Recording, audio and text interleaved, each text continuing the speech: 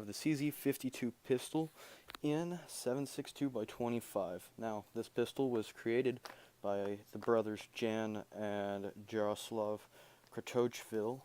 I hope I said that right, but I probably didn't. Anyway, it's a semi-automatic pistol. It came out of Czechoslovakia in the 1950s, and it was chambered in the Tokarovsk caliber, which was 7.62 by 25. Now, the factory load is a 85 grain bullet moving at 1600 feet a second, which yields 483 foot-pounds of energy. Now, my hand loads are an 85 grain XTP moving at 1,400 feet a second, which yields 370 foot-pounds of energy, which it's enough. It also has a good expanding type bullet, which will actually do damage instead of the round-nosed bullet that was the factory military loads. Now, this pistol is an amazing gun. It's accurate. It's a little stout on recoil. The first time I shot it, it kind of took me off guard. Now, here you can see I'm having some malfunctions.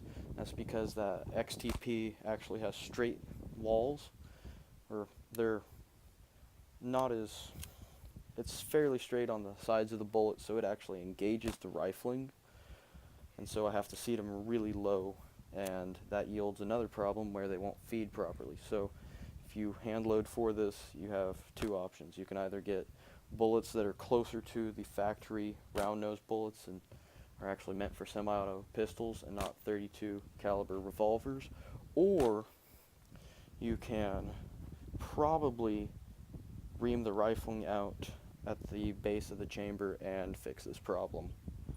Now, what is this pistol great for?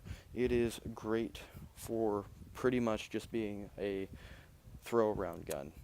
They're fairly cheap, they have a lot of power, and they also have pretty much everything you need in a pistol. You're not going to be worried about throwing this around because, well, it's a Soviet gun, and Soviet guns are meant to be used and abused.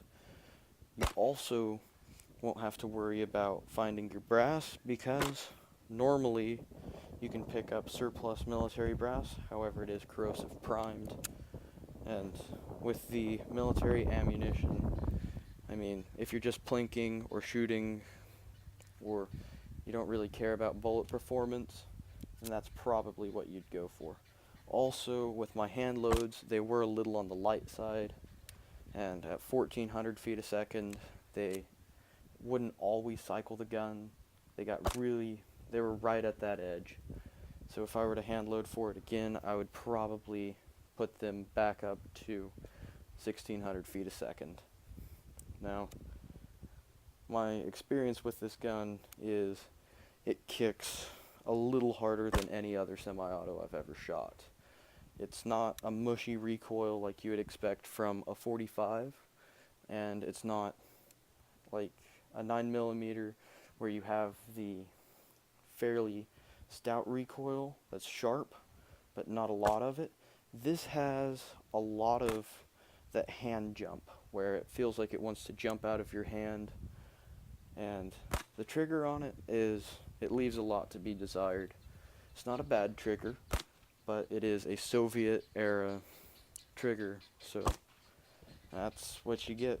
And other than that, it is actually a really good gun. I like it a lot, and yeah, that's kind of it. And here's me shooting it. You can see that it does have quite a bit of noise to it. It's one of the louder pistols out there that I've actually shot. Thank you for watching. Like and subscribe and leave a comment.